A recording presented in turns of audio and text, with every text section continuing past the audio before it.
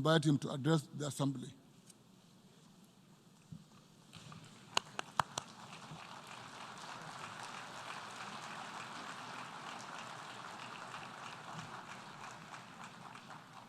Thank you very much. Following our withdrawal, we have implemented severe economic sanctions on the country.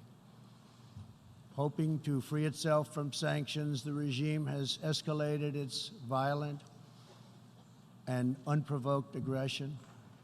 In response to Iran's recent attack on Saudi Arabian oil facilities, we just imposed the highest level of sanctions on Iran's central bank and sovereign wealth fund. All nations have a duty to act. No responsible government should subsidize Iran's bloodlust. As long as Iran's menacing behavior continues, sanctions will not be lifted. They will be tightened. Iran's leaders will have turned a proud nation into just another cautionary tale of what happens when a ruling class abandons its people and embarks on a crusade for personal power and riches. For 40 years, the world has listened to Iran's rulers as they lash out at everyone else for the problems they alone have created. They conduct ritual chants of death to America and traffic in monstrous anti-Semitism. Last year, the country's supreme leader stated Israel is a malignant, cancerous tumor that has to be removed and eradicated. It is possible, and it will happen. America will never tolerate such anti-Semitic hate. Fanatics have long used hatred of Israel to distract from their own failures. Thankfully, there is a growing recognition in the wider Middle East that the countries of the region share common interests in battling extremism and unleashing economic opportunity. That is why it is so important to have full, normalized relations between Israel and its neighbors. Only a relationship built on common interests, mutual respect, and religious tolerance can forge a better future. Iran's citizens deserve a government that cares about reducing poverty, ending corruption, and increasing jobs, not stealing their money to fund and massacre abroad and at home.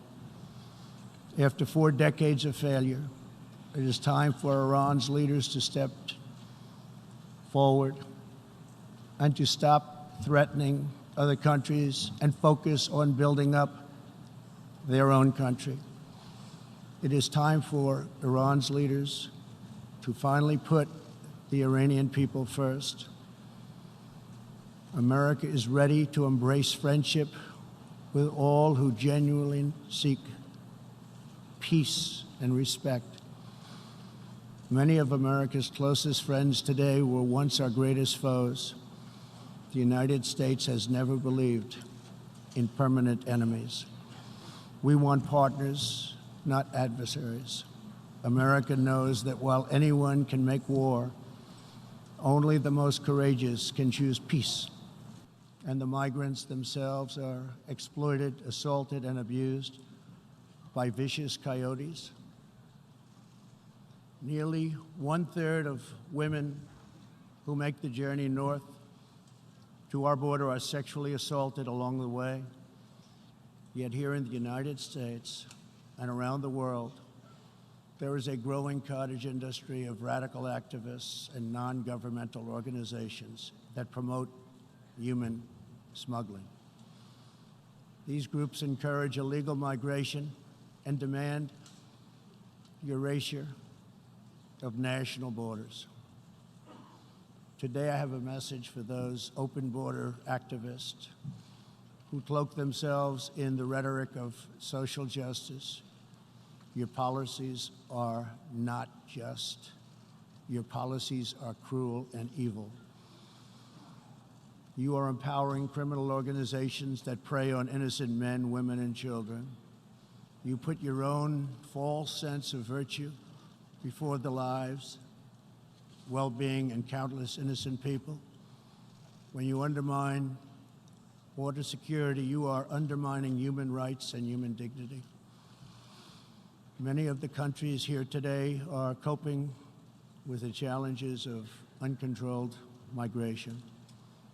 Each of you has the absolute right to protect your borders.